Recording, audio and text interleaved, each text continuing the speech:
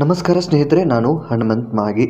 ಸ್ನೇಹಿತರೆ, ನಿಮ್ಮ ಪ್ರಕಾರ ಗಂಡ ಹೆಂಡತಿ ಅಂದರೆ ಏನು, ಅಥವಾ ಗಂಡ ಹೆಂಡತಿ ಅಂದರೆ ಹೇಗಿರಬಹುದು? ಸೊ ನಿಮ್ಮ ಪ್ರಕಾರ ಹೇಗಿದೆ ಅಂತ ನನಗೆ ಗೊತ್ತಿಲ್ಲ. ಬದಲಿಗೆ ನನ್ನ ಪ್ರಕಾರ ಗಂಡ ಹೆಂಡತಿ ಅಂದರೆ ಊಟಕ್ಕೆ ಇದೆಯೋ ಇಲ್ವೋ ಗೊತ್ತಿಲ್ಲ, ಬದಲಿಗೆ ಕಷ್ಟ ಸುಖಗಳನ್ನು ಹಂಚಿಕೊಂಡು ಬದುಕನ್ನು ಸಾಗಿಸುವಂಥವರೇ ನಿಜವಾದ ಗಂಡ ಹೆಂಡತಿ. ಸೊ ಇದು ನನ್ನ ಪ್ರಕಾರ. ನಿಮ್ಮ ಪ್ರಕಾರ ಯಾವ್ಯಾವ ಅಭಿಪ್ರಾಯಗಳು ಇದ್ದಾವೋ ನನಗೆ ಗೊತ್ತಿಲ್ಲ. ನಿಮ್ಮ ಅಭಿಪ್ರಾಯವನ್ನು ಕಮೆಂಟ್ ಮೂಲಕ ಕೂಡ ತಿಳಿಸಬಹುದು. ಸ್ನೇಹಿತರೆ, ಈ ಒಂದು ವಿಚಾರವನ್ನು ಯಾಕೆ ನಾನು ಆರಂಭದಲ್ಲಿ ಚರ್ಚಿಸಿದೆ ಅಂತಂದರೆ, ಬೆಳಗಾವಿ ಜಿಲ್ಲೆಯಲ್ಲಿ ಒಂದು ಅಮಾನವೀಯ ಘಟನೆ ನಡೆದಿದೆ. ಸೊ ಹೆಂಡತಿಯನ್ನ ಗಂಡ ಕೊಂದು ಅವಳನ್ನ ಮಂಚದ ಕೆಳಗಡೆ ಬಿಸಾಕಿ ಹೋಗಿರ್ತಾನೆ. ಅದು ಕೊಳತ ನಂತರ ವಾಸನೆ ಬರೋದಕ್ಕೆ ಪ್ರಾರಂಭವಾಗುತ್ತೆ. ಅದಾದ ಬಳಿಕ ಅಸಲಿ ಸತ್ಯಾಸತ್ಯತೆ ಹೊರಗಡೆ ಬರುವಂತಹದ್ದು. ಸೊ ಈ ಒಂದು ಪ್ರಕರಣಕ್ಕೆ ಒಂದು ಬಿಗ್ ಟ್ವಿಸ್ಟ್ ಕೂಡ ಸಿಕ್ಕಿದೆ. ಈಗಾಗಲೇ ನೀವು ಈ ಸುದ್ದಿಯನ್ನ ಕೇಳಿರ್ತೀರಿ. ಇದರಲ್ಲಿ ಏನು ವಿಶೇಷ ಇದೆ ಅಂತ ನೀವು ಪ್ರಶ್ನೆ ಮಾಡಬಹುದು. ಒಂದಿಷ್ಟು ಸಂಪೂರ್ಣವಾದಂತಹ ಮಾಹಿತಿಯನ್ನು ಇದರಲ್ಲಿ ಗಮನಿಸ್ತಾ ಹೋಗೋಣ. ಅದೇ ರೀತಿಯಾಗಿ ಈ ಒಂದು ವಿಡಿಯೋನ ಕೊನೆವರೆಗೂ ನೋಡಿ. ಕೊನೆವರೆಗೂ ನೋಡಿದಾಗ ಮಾತ್ರ ಸತ್ಯಾಸತ್ಯತೆ ಏನು, ಅಲ್ಲಿ ಏನಾಗಿದೆ ಎಲ್ಲವೂ ಕೂಡ ನಿಮಗೆ ಅರ್ಥ ಆಗೋದಕ್ಕೆ ಸಾಧ್ಯವಾಗುತ್ತೆ. ಆ ಕಾರಣದಿಂದಾಗಿ ವಿಡಿಯೋನ ಕೊನೆವರೆಗೂ ನೋಡಿ ಅಂತ ಹೇಳೋದಕ್ಕೆ ಇಷ್ಟಪಡ್ತೀನಿ. ಸೊ ನೀವೇನಾದರೂ ಮೊದಲ ಸಲ ನಮ್ಮ ಚಾನಲ್ ನೋಡ್ತಾ ಇದ್ರೆ, ಅಥವಾ ನಮ್ಮ ಚಾನಲ್ನ ಸಬ್ಸ್ಕ್ರೈಬ್ ಮಾಡಿಕೊಳ್ಳದ ವಿಡಿಯೋನ ನೋಡ್ತಾ ಇದ್ರೆ, ಈ ಕೂಡಲೇ ಸಬ್ಸ್ಕ್ರೈಬ್ ಮಾಡಿ. ಅದೇ ರೀತಿಯಾಗಿ ಗಂಟೆ ಬಟನ್ ಕೂಡ ಕ್ಲಿಕ್ ಮಾಡಿಕೊಳ್ಳಿ. ಸ್ನೇಹಿತರೆ, ಇನ್ನು ನೇರವಾಗಿ ವಿಷಯಕ್ಕೆ ಬಂದ್ಬಿಡೋಣ. ಆರಂಭದಲ್ಲಿ ಒಂದಿಷ್ಟು ಸಂಕ್ಷಿಪ್ತವಾದಂತಹ ವಿವರವನ್ನು ಗಮನಿಸ್ತಾ ಹೋಗೋಣ. ಅದೇ ರೀತಿಯಾಗಿ ಪತ್ನಿಯನ್ನೇ ಬರ್ಬರವಾಗಿ ಕೊಲೆಗೈದು ಶವವನ್ನ ಮಂಚದ ಕೆಳಗೆ ಬಚ್ಚಿಟ್ಟು ಪತಿ ಪರಾರಿ ಆಗಿರುವಂತಹ ಘಟನೆ ಬೆಳಗಾವಿ ಜಿಲ್ಲೆಯ ಕಮಲದಿನ್ನಿ ಗ್ರಾಮದಲ್ಲಿ ನಡೆದಿರ್ತಕ್ಕಂತಹದ್ದು. ಆಕಾಶ್ ಕಂಬಾರ್ ಕೊಲೆ ಮಾಡಿ ಪರಾರಿ ಆಗಿರುವಂತಹ ಆರೋಪಿಯಾಗಿದ್ದಾನೆ. ಇನ್ನು 20 ವರ್ಷದ ಮಹಿಳೆ ಇವರು. ಈಗಷ್ಟೇ ಒಂದು 5-6 ತಿಂಗಳಿಂದ ಮದುವೆ ಆಗಿದೆ ಅಂತ ಹೇಳಲಾಗ್ತಾ ಇದೆ.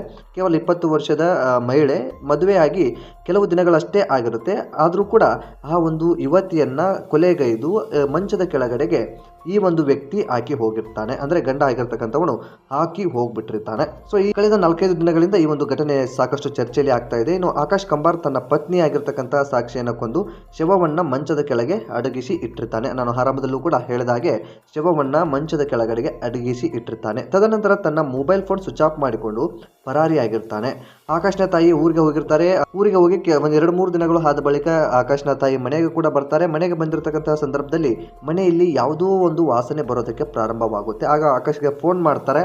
ಆಕಾಶ್ಗೆ ಫೋನ್ ಮಾಡಿ ಕೂಡ ಹೇಳ್ತಾರೆ, ಇಲ್ಲಿ ಏನೋ ಮನೆಯಲ್ಲಿ ವಾಸನೆ ಬರ್ತಾ ಇದೆಯಪ್ಪ, ಏನಿರಬಹುದು ಅಂತ ನಿನ್ನ ಗಮನಕ್ಕಾದ್ರೂ ಏನಾದರೂ ಇದೆಯಾ ಎಂಬ ಒಂದು ಪ್ರಶ್ನೆಯನ್ನ ಕೇಳ್ತಾರೆ. ಅದೇನಾದರೂ ಇರ್ಬೋದು ಬಿಡಮ್ಮ, ಅದ್ಯಾಕೆ ತಲೆ ಕೆಡಿಸ್ಕೊಂತೀಯ ಅನ್ನೋ ರೀತಿಯಲ್ಲಿ ಹೇಳ್ತಾನೆ. ಇನ್ನು ನಾನು ಮತ್ತು ನನ್ನ ಹೆಂಡತಿ ಯಾವುದೋ ಒಂದು ಕಡೆ ಬೇರೆಯಲ್ಲಿ ಬಂದಿದ್ದೀವಿ ಅನ್ನೋ ಮಾತನ್ನು ಅಥವಾ ಮಾಹಿತಿಯನ್ನು ಕೂಡ ತಮ್ಮ ತಾಯಿಗೆ ಕೂಡ ಕೊಟ್ಟಿರುವಂತಹ ಮಾಹಿತಿ ಕೂಡ ಲಭ್ಯವಾಗ್ತಾ ಇದೆ.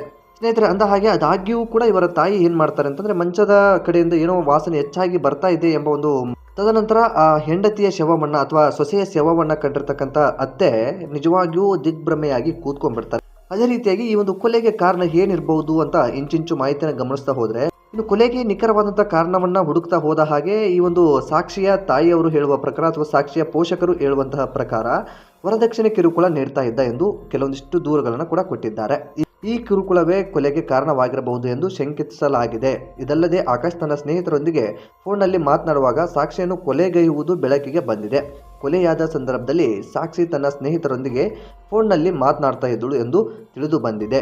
ಈ ಒಂದು ಸಂದರ್ಭದಲ್ಲಿ ಆಕಾಶ್ ತನ್ನ ತಾಯಿಯ ಎದುರು ಇನ್ಮುಂದೆ ನಾನು ಮನೆಗೆ ಬರುವುದಿಲ್ಲ ಎಂದು ಹೇಳಿ ಪರಾರಿ ಕೂಡ ಆಗಿರ್ತಾನೆ. ವಿಷಯ ತಿಳಿಯುತ್ತಿದ್ದಂತೆ ಮೂಡಲಗಿಯ ಪೊಲೀಸ್ ಠಾಣೆಯ ಅಧಿಕಾರಿಗಳು ಸ್ಥಳಕ್ಕೆ ಕೂಡ ಭೇಟಿ ನೀಡ್ತಾರೆ. ಸ್ಥಳವನ್ನು ಪರಿಶೀಲನೆ ಕೂಡ ಮಾಡ್ತಾರೆ.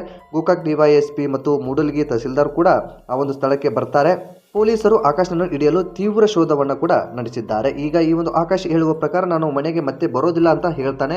ಇದೆಲ್ಲವೂ ಕೂಡ ಆದ ಬಳಿಕ ಏನಾದರೂ ನೇಣಿಗೆ ಶರಣಾದ್ನ ಅಥವಾ ವಿಷವನ್ನು ಕುಡಿದು ಸತ್ತೋದ್ನ, ಈ ರೀತಿಯಾದಂಥ ಒಂದಿಷ್ಟು ಅನುಮಾನಗಳು ಕೂಡ ಕೇಳಿ ಬರ್ತಾ ಇದ್ದಾವೆ. ಬಹುಶಃ ಆ ಒಂದು ವ್ಯಕ್ತಿ ಆ ರೀತಿಯಾಗಿ ಮಾಡಿಕೊಂಡಿದ್ರೆ ಅದೊಂದು ಗುಡ್ ಅಂತ ಹೇಳ್ಬೋದು. ಯಾಕೆ ಇಷ್ಟು ಕಠೋರವಾಗಿ ಮಾತನಾಡ್ತಾ ಇದ್ದೀನಿ ಅಂತಂದರೆ, ಯಾವುದೋ ಒಂದು ಮನೆಯ ಹೆಣ್ಣು ಮಗಳು ಆ ಒಂದು ವ್ಯಕ್ತಿಯನ್ನು ನಂಬಿ ಮನೆಗೆ ಬಂದಿರ್ತಾಳೆ.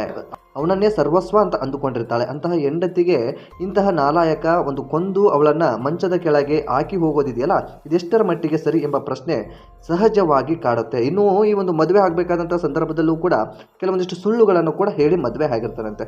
ಮದುವೆ ಅಂದರೆ ಸಹಜವಾಗಿ ಕೆಲವೊಂದಿಷ್ಟು ಸುಳ್ಳುಗಳನ್ನು ಹೇಳಿರ್ತಾರೆ. ಸೊ ಅದು ಯಾವ ಕಾಲಕ್ಕೆ ಬದಲಾಗುತ್ತೋ ಗೊತ್ತಿಲ್ಲ. ಬದಲಿಗೆ ಸುಳ್ಳನ್ನು ಹೇಳಿ ಮದುವೆ ಆಗಿರ್ತಾರೆ. ನನಗೆ ಒಂದು ಒಳ್ಳೆಯ ಕಂಪನಿಯಲ್ಲಿ ಕೆಲಸ ಇದೆ, ತಿಂಗಳಿಗೆ ಲಕ್ಷಾಂತರ ರೂಪಾಯಿ ದುಡ್ಡು ಬರುತ್ತೆ, ಹಾಗೆ ಹೀಗೆ ಅಂತ ಹೇಳಿಬಿಟ್ಟು ಆಸೆಯನ್ನು ಒಡ್ಡಿ ವರದಕ್ಷಿಣೆ ಮತ್ತು ಒಂದಿಷ್ಟು ಬಂಗಾರವನ್ನು ಕೇಳಿರ್ತಾರೆ. ಅದೆಲ್ಲವೂ ಕೂಡ ಆದ ಬಳಿಕ ವರದಕ್ಷಿಣೆಯನ್ನು ಒಂದಿಷ್ಟು ಬಂಗಾರವನ್ನು ಕೊಡೋದಕ್ಕೆ ಸಾಧ್ಯವಾಗೋದಿಲ್ಲ. ಹಾಗಾಗಿ ಕಿರುಕುಳ ಸತತವಾಗಿ ನಡೀತಾ ಇರುತ್ತಂತೆ. ಇದೊಂದು ತಂದೆ ತಾಯಿಗಳೇ ಹೇಳುವ ಪ್ರಕಾರ ಈ ರೀತಿಯಾಗಿ ಕಿರುಕುಳವನ್ನು ಕೊಡ್ತಾ ಇದ್ದ. ಹಾಗಾಗಿ ಮುಖ್ಯವಾದಂತಹ ಕಾರಣ ಅದೇ ಇರಬಹುದು ಅನ್ನೋ ರೀತಿ ಒಂದಿಷ್ಟು ಅನುಮಾನಗಳು ಕೂಡ ಕಂಡು ಬರ್ತಾ ಇರುವಂತಹದ್ದು. ನೋಡಿ ಸ್ನೇಹಿತರೆ, ನೋಡೋದಕ್ಕೆ ಇನ್ನೂ ತುಂಬ ಚಿಕ್ಕ ವಯಸ್ಸು, ಕೇವಲ 20 ವರ್ಷದ ಹೆಣ್ಣು ಮಗಳು. ಸಾಕ್ಷಿ ಅನ್ನೋ ಒಂದು ಹೆಣ್ಣು ಮಗಳು, 20 ವರ್ಷ ಕೇವಲ ಅವರಿಗೆ. ಇನ್ನು ಬದುಕಿ ಜೀವನವನ್ನ ಮಾಡಬೇಕಾಗಿರ್ತಕ್ಕಂಥವಳು, ತಾನು ಒಂದು ತಾಯಿ ಆಗ್ಬೇಕಂತ ಆಸೆಗಳನ್ನು ಕೂಡ ಕಟ್ಕೊಂಡು, ಸಹಜವಾಗಿ ಮದುವೆ ಆದ ಮೇಲೆ ಹೆಣ್ಣಿಗೆ ಇರುವಂತಹ ಆಸೆ, ನನ್ನ ಗಂಡ ನನ್ನನ್ನು ಚೆನ್ನಾಗಿ ನೋಡ್ಕೋಬೇಕು, ಅಂದರೆ ನನ್ನ ಕಷ್ಟ ಸುಖಗಳಲ್ಲಿ ಭಾಗಿಯಾಗಬೇಕು, ಜೊತೆಗೆ ನಾನು ಒಂದು ತಾಯಿ ಆಗಬೇಕು ಅನ್ನೋ ಕನಸನ್ನು ಸಹಜವಾಗಿ ಎಲ್ಲ ಹೆಣ್ಣು ಮಕ್ಕಳು ಕೂಡ ಕಟ್ಕೊಂಡಿರ್ತಾರೆ. ಆದರೆ ಅಂತಹ ಕನಸನ್ನೇ ನುಚ್ಚು ನೂರು ಮಾಡಿ ಬೀಸಾಕ್ಬಿಟ್ನಲ್ಲ ಈ ಪಾಪಿ. ಈ ಪಾಪಿಗೆ ಎಂತಹ ಶಿಕ್ಷೆಯನ್ನು ಕೊಡಬೇಕು, ನಿಜಕ್ಕೂ ಹೊಟ್ಟೆ ಉರಿಯುತ್ತೆ. ಇಂತಹ ಒಂದು ಪ್ರಕರಣಗಳು ಬೆಳಕಿಗೆ ಬರ್ತಾ ಇದ್ದ ಹಾಗೆ ಹೆಣ್ಣು ಹೆತ್ತವರ ಕರಳು ಹಿಂಡುದ್ದ ಹಾಗೆ ಆಗುತ್ತೆ. ನಮ್ಮ ಮಕ್ಕಳ ಭವಿಷ್ಯ ಮುಂದೇನು, ನಾವೇ ನಮ್ಮ ಕಣ್ಣಾರೆ ಇಂತಹ ಘಟನೆಗಳನ್ನು ಅಥವಾ ಕಿವಿಯಾರೆ ಇಂತಹ ಘಟನೆಗಳನ್ನು ಕೇಳ್ತಾ ಇದ್ದೀವಿ.